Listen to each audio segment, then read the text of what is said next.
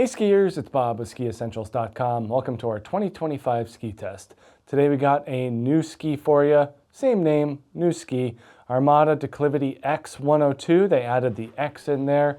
Guess it makes it a little bit more extreme, but really cool updates to what was largely considered a tester and employee favorite here at Ski Essentials, that Armada Declivity 102 Ti. Was always just one of those top skis in that 100 millimeter range for being able to carve clean turns, go through crud and chop, float through powder, handle trees. Just a great option for here in Vermont for a ski that can do a whole lot of different things really well. They've taken many of those characteristics and carried them forward into Declivity X. With a few exceptions, they've kind of made it a little bit more on the freeride end of the spectrum, kind of opened up the creativity a little bit with a new construction, but kept most of the shaping and turning principles largely the same. A little bit of a difference in the tail and kind of how the ski kicks out of the end, but generally a pretty similar overall quality and sealing. Just leans a little bit more towards the freeride aspect. And they kind of cut it at 92 this year, so 92 and below have a little bit more into the all mountain category, the front side all mountain category, and then 102, 108 and up are now more in the freeride realm. So this marks kind of the narrow version of the more playful and creative skis here. One of the big moves in construction is moving from Caruba to poplar and the wood core. This just brings a whole new level of predictability, consistency, and confidence in the ski. What they added in poplar by going to a denser wood, they took away in metal. So new articulated titanal band laminate ATBX. Basically what they did is they shortened the metal laminate towards, I would say, the middle 2/3 of the ski, and then they kept the articulated banding there as well. So by putting slits in the ski and then filling it with elastomer, they make it more damp, more stable, while leaving the tips and tails a little bit more floaty and a little bit more freeride oriented. So that's kind of the theory. By beefing up the wood, they've then kind of taken the metal out and really increased that off-trail, that soft snow versatility.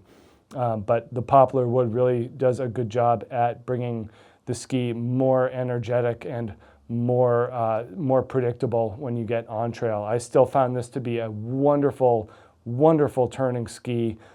We got it on kind of at the tail end of a storm cycle, which I think is really in this thing's wheelhouse, because you're using it and you're getting kind of the days old softer snow, and then on trail, those groomers, they just get cut up and they degrade throughout the day. So I think I skied this kind of later in the afternoon when the trails were really kind of chunked up and I would say not smooth, but the ski did a great job at making them feel like they were freshly groomed. And I think that's a huge part of this new construction, this poplar, this ATBX.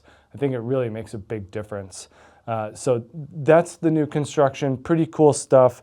It's not the lightest ski. It's still over 2,000 grams here in the 180.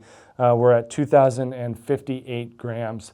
So there is some heft to it still. You feel it underfoot. It's not the lightest ski out there. You do have to put in a little bit of work if you want to tighten up the radius, although it is an 18-meter turn radius here, so it's pretty agile just when you put it up on edge. But if you want to break free and even go shorter than that arc, you do have to put a little bit of work in. If you're a strong skier and have some skills underfoot, then that shouldn't be an issue, especially if you want the resulting stability and smoothness for bad snow conditions, if there's such a thing. But pretty cool skis from a construction standpoint, and it's always nice to kind of mix things up after a while.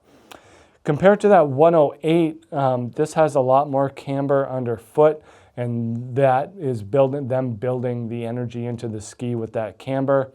I would say with appropriate rocker As we get narrower in the Declivity series, we start to see more all-mountain style of rocker come in. The 108 is considerably longer with considerably longer taper as well. So this is more similar to what we saw in Declivity 102 Ti. I would say that the tail is slightly different in that it has more early taper and a similar level of rocker.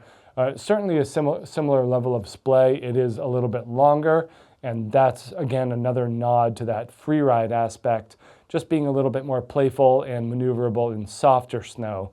The older 102 Ti did like to complete a turn, and if you're in softer snow with a ski that was as precise as that one was for its width, it wasn't as mobile or agile, especially at the end of the turn. So this new Declivity X102, excuse me, is a lot easier to release from a turn in softer snow. But again, I found no issues with this from a carving capacity, and that carries through from last year and previous versions of the 102 Ti. So fans of this ski will be very happy to see that carry through moving forward. But great new updates to this Declivity. I think that this takes the strengths that it had and moves them into a new dimension, and it fits well with the rest of the Declivity series of skis. You know, if you're on trail more and you want more precision and edge grip, they have the 92. If you are spending more time in softer and deeper snow, then they have the 108. If you really want more playfulness, the whole ARV line is for you. But if you want a mix of those things, this 102 has been and continues to be just a stellar example of being able to carve a clean turn and just rip through adverse conditions and terrain regardless of what's underfoot. So pretty cool stuff here from Armada. Make sure you check out this Declivity X102 here at skiessentials.com, and we'll see you out there on the hill. Bye.